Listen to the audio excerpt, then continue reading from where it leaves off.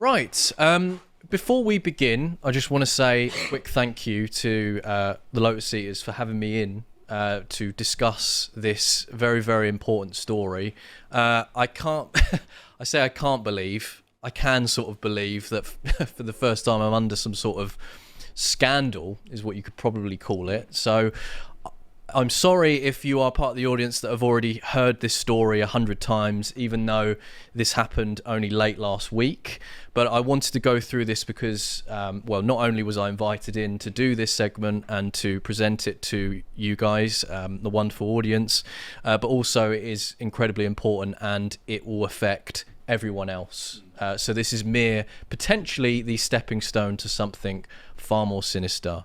But first, before we properly begin, I will hand this over to you guys to pitch. Oh, sure. So Stelios, our great Greek professor himself, has come down from Olympus and created this course for us. It's a really, really excellent course. He's been doing some webinars over the past few weeks. Hundreds of people have been attending them. And basically, if you have this course, you can buy it either in one installment or three. You're able to get access to 15 hours of high-quality lectures all about ancient Greek virtue ethics, how to live life in a moral way. And that doesn't mean through the arbitrary standards of just following the rules versus, doing what the law tells you can do. It means, no, being your own moral agent, being aware of what the moral order should be as the ancients understood it, and basically helping to prosper in your life. So if that sounds like something of interest to you, it's right there on the Lotus Eaters .courses, and you can definitely go check it out and you'll profit from it. Cool. Okay, so what is the Home Office hiding from us exactly? So, what aren't they hiding? What aren't they hiding is the bigger question, right? For the past year or so, I'd been investigating the asylum accommodation contracts and stakeholder policy around who is it steering the agenda of the illegal migrant accommodation policy. So obviously, as we know, hundreds of thousands, if not millions, of illegal migrants have entered or broken into Britain and are being housed in hotels across our nation. And so I want to know who's benefiting from this financially and who are conducting meetings behind the scenes with the Home Office and steering the asylum accommodation policy. I think it's a fair question. And to utilise this, I used the Freedom of Information Act, which was introduced by Tony Blair during his reign in early 2000s, and fun fact, he called it his biggest regret after he after he finished his long term in British politics, but still is involved very much so, as we all know. He was asked by a reporter, what is your biggest regret? Now, he could have said the Iraq War. He could have said many things, but he chose to say the Freedom of Information Act. So I think that's a big omission for not only all of us, but for your audience too, to understand how important the Freedom of Information Act is and to try and acquire data from government departments. There's also something very satisfying about using Blair's own laws against the institutions he helped rig against the populace. Exactly. Well, there had to be one in there that accidentally helped us. Exactly. And so I recommend everyone to utilise this wonderful law. So thank you. I'd like to say a special thanks to Tony Blair for introducing it. And the Tony Blair Institute, if you're looking for members. You won't find Big me fan, there. Tony. But so I asked the important question about who is steering it in more specifically the stakeholders, and the Home Office, as we've done a segment before on the Lotus Eaters, and you were present, Lucas, when we were going through it. Sorry, Luca. Forgive me. I get it a lot. They actually gave me 14 NGOs that have had consultation meetings between 2020 and 2024. And it's NGOs and charity engagement with the Home Office that have had meetings about the National Asylum Stakeholder Forum, the NASF, and its Strategic Engagement Groups, so SEGs, for matters in relation to asylum accommodation policy. And the engagement was primarily sharing of information with some organisations, also acting as delivery partners. So, extremely important. And I published this on my YouTube channel and then came on to Lotus Eaters when we had our segment, and it's reached over 100,000 views alone on this. And I think it's important who is having these meetings. So I decided in the video to name the directors of each company. And many of them sounded, I seem to remember, quite non-British. They had quite foreign names, almost as if they didn't really consider themselves stewards of England or protecting anything about its demographic integrity or its institutions or the indigenous people's way of life. Indeed. And so I decided to obviously name the directors because it's in the public interest, but also it's lawful. You can do that because it's, of course, if you go onto these websites, it is displayed quite clearly the director of this company. Yep. It is public knowledge, of course. Well, kind of public knowledge. And so, after posting this and doing the segment on Lotus Eaters, I received a message from a friend saying, "Did you know that The Guardian is talking about you?" And I thought, oh, brilliant. Well, let's have a look at what they've said. And so The Guardian put out this over a month ago, where it says refugee charities install safe rooms and relocate amid rise in far-right threats. Now, I was reading this, and it even says one NGO placed on an online hit list had to temporarily close its office owing to harassing phone calls. Oh, I'm staying on your good side, Lewis, all of a sudden. Well, I'm pretty sure awful. we obviously didn't endorse harassment Absolutely on the not. podcast. Absolutely not. So I want to state my primary role as a journalist is to find information lawfully through the Freedom of Information Act, and that is one of my tools to use, and to disclose the information lawfully. And I am a role player, as much as, you know, a lot of people don't want me to be. I do play by the rules, but I'm using the FOI Act, like we discussed earlier, to embarrass the government and to shine a light on information and draw out data to give to the public, because it's in the public interest. And I am like an MP, or what an MP is supposed to do, is to serve my audience and to serve what it is that people are concerned about. It's why I'm now at a privileged position at Restore Britain, being a director of the investigations unit, to help steer and to help with concerns from the public and people within institutions that come to me with concerns. That is my role. Obviously, I do not endorse anything illegal. Of course I don't. No. I can't help but feel, though, whilst reading this particular article, there isn't any evidence to show what is being said. And I'm just going to throw that out there. So they mention you? Fine. So, this is what I wanted to talk about. Let me just bring up my notes, because I want to find exactly... Here we go. The Charity Commission, a particular charity commission, has taken the highly unusual step of removing the names of trustees from several charities listed on its website. So, like I said, you go on their website and it shows who the directors are. It did so after the Home Office gave a far-right influencer the names of some organisations with which it had meetings about asylum accommodation following a Freedom of Information request. So they're clearly talking about me here. Yeah.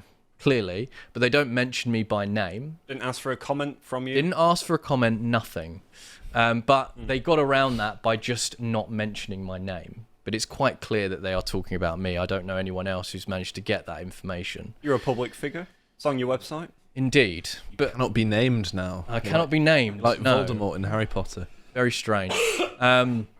And so, after this, I decided to follow up with more Freedom of Information requests to try and get some more information on within these particular meetings, what is being discussed? What are they talking about? Who benefits from this? What is the agenda? And so after doing so and asking a simple question, I posted this with screenshots, and I wanted to go through them and get your opinions. So I put, this is the most absurd FOI response I've had to date. The Home Office has refused to release records about which NGOs and charities are influencing asylum accommodation policy because my social media activity, and we'll go through this, supposedly poses a safety risk and could trigger public backlash. But public backlash is omitted from them, not from me disclosing it. Yeah, I mean, it's like saying if you tell people the awful things we've done, there's going to be public backlash. Therefore, we can't allow you to know about it. Yeah, like the Tories did with their legacy with all the Afghans. Yes, the super injunction. Exactly. Like trying to keep it hush because they know that the public would be against it from the beginning. Mm-hmm. So let's go through what they said. So here's my response. Here's the response from them to me, and I've highlighted some key parts. It says, we have considered your request carefully and can confirm that some information falls within the scope of this request. But the exemption applies where disclosure would or be likely to inhibit the free and frank provision of advice and the free and frank exchange of views for the purpose of deliberation. It says the withheld information includes internal materials prepared for the NASF and SEG meetings, so these particular meetings with the Strategic Engagement Group and the National Asylum Stakeholder Forum. It says and stakeholder engagement, disclosure of this information would be likely to prejudice the Home Office's ability to engage in open, honest and constructive dialogue with NGOs and key stakeholders in these matters. Now, I don't buy that personally. No. But they go on to say they ran a public interest. Sorry, can I just say as well with that? What they're saying is it'll compromise our ability to be open with stakeholders. The NGOs and stakeholders. Yeah. It's like, and we value them much more than we do about being open with the people, right? Just with ordinary, it's just a frank admission that no, we care far more about the opinions of the NGOs and stakeholders than we do about you plebs. And so they continued by saying, however, we consider that the public interest in maintaining the exemption outweighs the interest in disclosure. Course. Releasing this information would likely inhibit the Home Office and its stakeholders from engaging in free and frank discussions, but they also said the exemption applies where disclosure would endanger the physical or mental health of any individual or endanger the safety of any individual. They say the withheld information includes named individuals and organisations, taking into account the effect of information previously released under a previous request. There is real significant and specific risk, and disclosure of the information in scope would cause endangerment, upset and distress to the individuals and families included. There are also safety concerns for the Home Office staff, service providers and NGO representatives. Now, I don't buy that personally, because when you go through the process, I know that they can redact names. They can give what is called a partial disclosure, and they redact any personal details that they would deem compromising or anything. However, the reason why they won't, I believe the reason why that they won't do this or release names is because the names are public figures. They are in the public record. So they don't have an argument to not release it. So they can only use that and the article, I believe, as a way of saying this is the reason for why we can't use this. I think the sort of best argument on their behalf to play devil's advocate here would be that, well, if we tell you which institutions are doing these things, because these institutions are public facing, you can then find out who these people are. So it doesn't necessarily matter if they redact it, because you'll be able to find it out anyway. Exactly. So my counter argument to that would be, then why didn't you redact the 14 NGOs that you gave to me in the first place?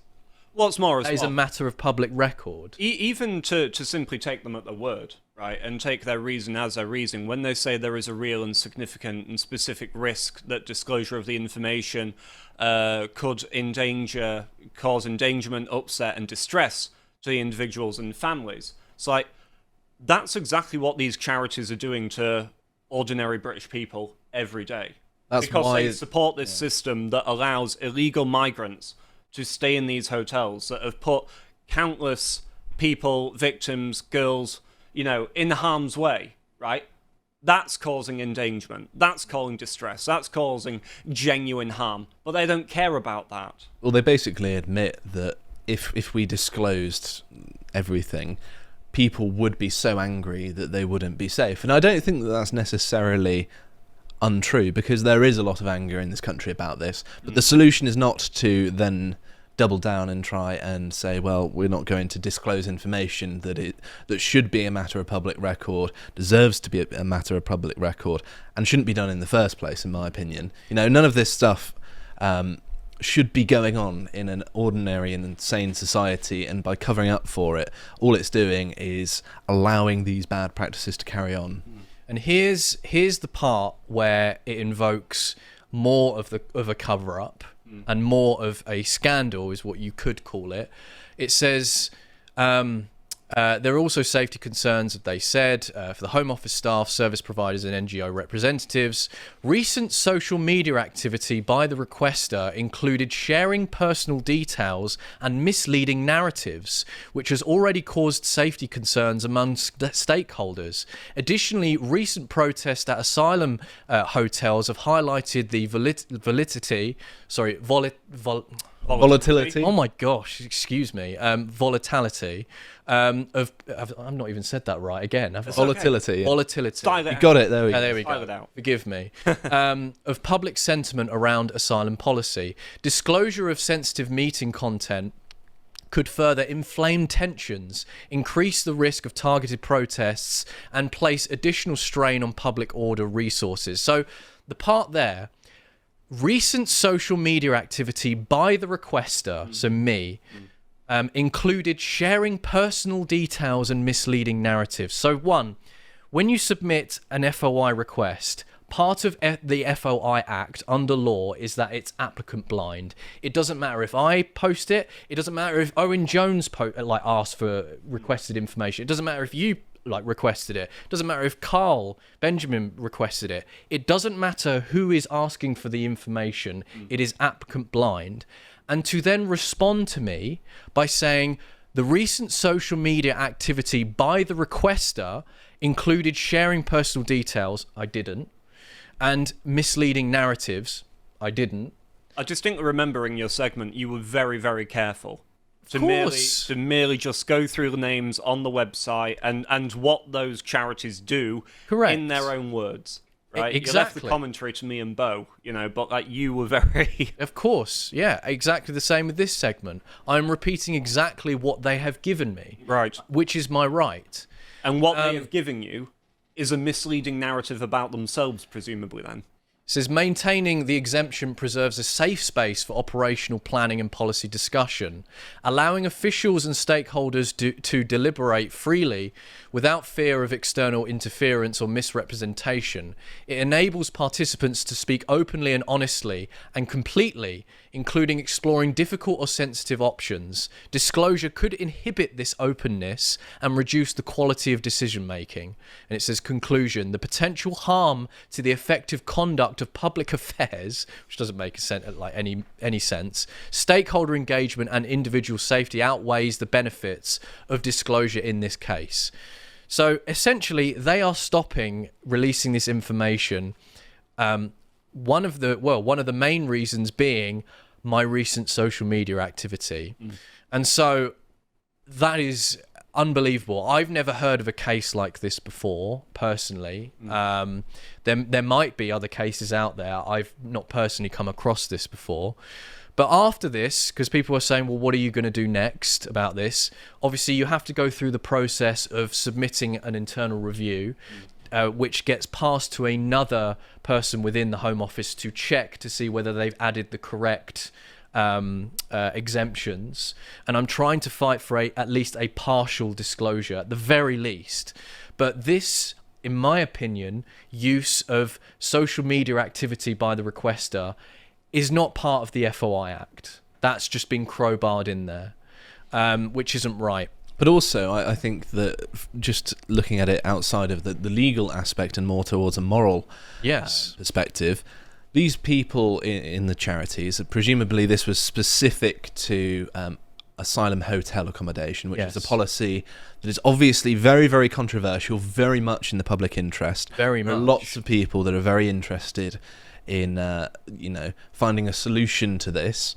And the majority of the population just want them all deported. All the illegals deported. And these people are working to basically facilitate this migrant hotel policy that's incredibly unpopular. And they want shielding with government protection from the public, which they might not even be a member of, from being angry at them and protesting maybe their organisations or knowing their names and tarnishing their professional reputation. I'm afraid you can't have your cake and eat it here. If you try and interfere in our country's politics, particularly in something as unpopular as this, people have died because of these asylum seekers. Needless to say, obviously things like sexual assault and the like rife from these people, costing the taxpayer lots of money. I think people have a right here to be angry at the people helping facilitate this. And it doesn't mean that, I support them being harassed or anything unlawful, but people deserve to know who these people are. People deserve to know which organisations they represent and who they work with. And I think they deserve some pushback, because what they're doing is morally repugnant. And I think that these people do deserve, reputation tarnishment. They do deserve to be criticised publicly, because what they're doing is awful. And so the seriousness of this response, because of this, I'm very grateful to have the support from, particularly as well, not just from obviously Lotus Eaters, but and other people that have made videos on this particular story, but also Rupert Lowe, who had written a letter to the Home Secretary about this and has said, "I am writing to express my deep concern over a recent FOI Act response issued by your department to journalist Lewis Brackpool. In that response, the Home Office refused to release information concerning stakeholder meetings influencing asylum accommodation policy. The justification included an extraordinary and improper statement that disclosure was being withheld in part because of, quote, recent social media activity by the requester, end quote, which it claimed had already caused safety concerns among stakeholders. If accurate, this represents a clear breach of the FOI Act 2000 and its central principle that requests must be treated applicant blind. The identity or perceived opinions of a requester are entirely irrelevant and to whether information should be disclosed under law. It would appear that a government department has used a citizen's political or journalistic activity as grounds to deny transparency, an unacceptable precedent which risks politicising the FOI process itself. I therefore asked you to provide, 1, a full explanation of why the requester's personal identity or social media presence was referenced in the decision to refuse disclosure. Number 2, confirmation of whether senior officials approved or were aware of this reasoning. Number 3, details of any internal guidance or policy that authorises staff to assess a requester's personal activity or profile. And number 4, assurance that the Home Office will review this case and issue a corrective disclosure where appropriate. So it's going to be a long process. I've done this thing as well called a subject access request, and it felt horrible, if I'm totally honest. What you have to do,